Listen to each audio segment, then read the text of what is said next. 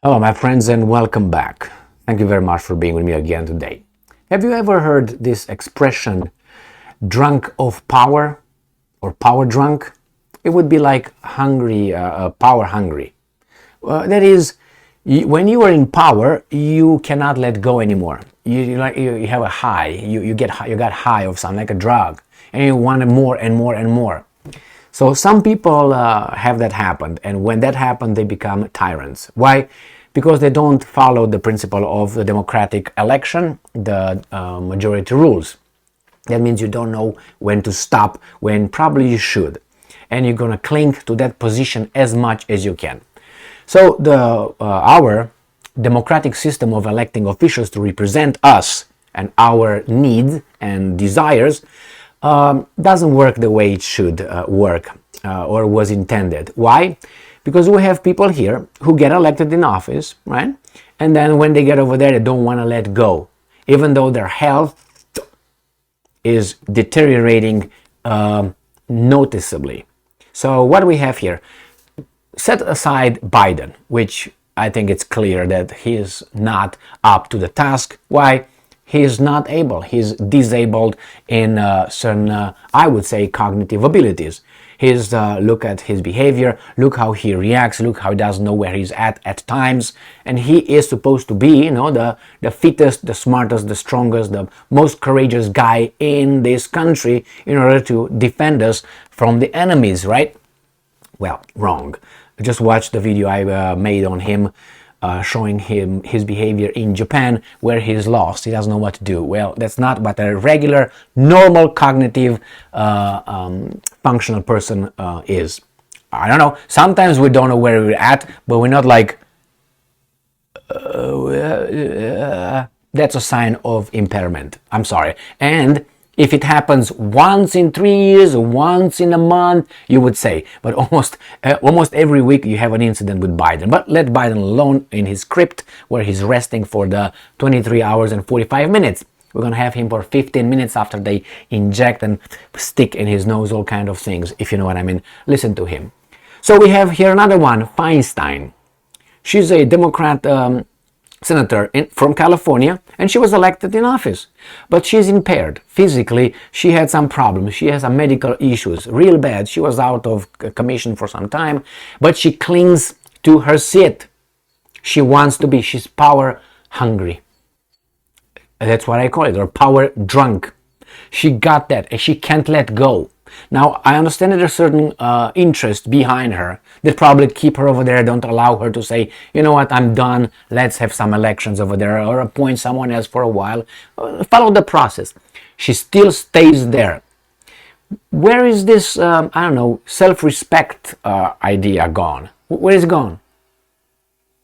The one that, you know what, I don't think I'm good for the job anymore, or I don't think I perform at my highest, abilities. I think that guy could bring more for all of us than I can. Has that ever happened to you when you were doing a job and you looked around and said, well, I think that guy over there who's not in my position would do this job better. He knows more about the issue, or it could be more fit than I am. Fitter? Well, if that happens to you or to us, what do? We either involve that person in the team if we still have the ego or the process doesn't allow us to move to the side and get that guy here, right? We involve that person in a process and we use that person for the benefit of all of us. I said use in a way of, use his knowledge, him as bring something for all of us to help us. That would be if we want to improve. If we don't want to improve, well, I want to make sure that guy never hears about him. That guy's out. Why? Because I have to be in power. And then if I do these kind of things, I'm more inclined to be a tyrant. And if I cling to something that I really don't deserve, that makes me unjust. And I will try to cling to that position as much as I can, even though it's shown to me. And Feinstein knows that she is not up to the job. If she doesn't know, that's even worse. So, this article comes from Yahoo News, and Feinstein's health issues were far more serious than publicly disclosed, what we know. No, I think we had an idea just looking at her behavior. We're not idiots. The 89-year-old senator's bout with shingles included a previously unreported cause of encephalitis. Oh my God. A rare complication that causes inflammation of the brain. Well, it's okay. Brain makes you think. That's the only reason why you're over there, to make laws. And, you use your brain, not your fingers or anything. So anyway, besides the fact that she's 90, and now I don't have to say anything more about that, just read some books, with some subject called physiology. And you're going to find out certain things. So Dianne Feinstein's office on Thursday confirmed that the 89-year-old California lawmaker's complications from shingles were far more serious than previously known. We knew, but some people did not say anything. Yeah. Whatever. Look at that. And she still wants to go over there. She still wants to be she's a sick person. She still wants to be carried by this. She's still a senator. She's still this. She's still that. Why?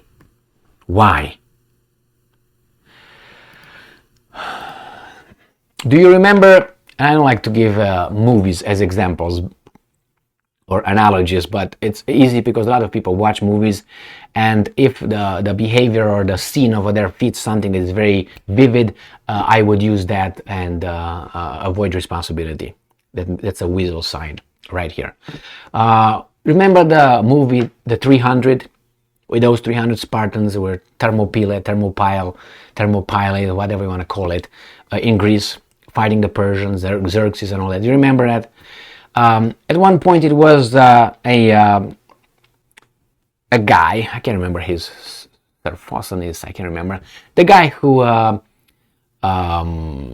did a bad job on the 300, and he went to the Persians and told them the other side of the pass. He was a traitor.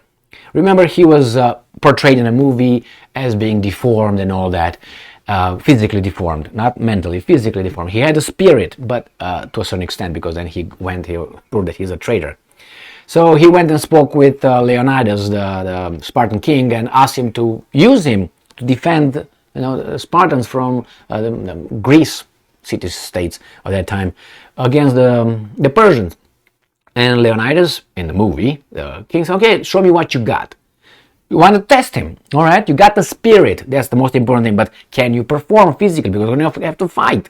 It's not about how big your thing is. It's about fighting, how able you are.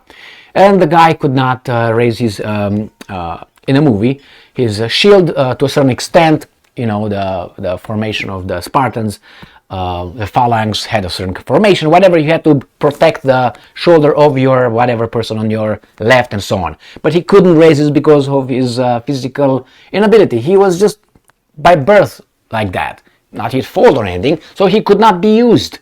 He said, well, I admire your spirit. He said, you're good, but you can't do the job that you want to apply for. And the guy got angry, upset, and went and supposedly told the Persians. Now, in reality, the guy was not like that, but anyway, the idea is here, this guy was not ready for the job. We used to keep them away from the job. Right now, I don't think Feinstein is for the job, is ready for the job, is not capable, but she clings to that. How can we kick her out? Well, it's all kind of articles of, 24 or something for the president, if I remember correctly. Isn't that Article 24? Look at her. But I'm talking about the self-respect. Self-respect. Have you ever played in a team sport and you play and you realize that you're playing against a team, your team is losing, and you see three guys coming from your side and they're better than you? Wouldn't you ask yourself, get out, let those guys in, maybe we win as a team? Wouldn't you do that? If you don't do that, that's fine. That's your right, but I think that's not for the common good. And in this case, she's not over there for herself. She represents a community. Community voted for her. Can I vote her out? I don't know the procedures over there, but nevertheless, she is still power drunk, and that goes to tyrannical activities. And that tells you a trait of character, nevertheless. And there's many like them. And she's because she's sick.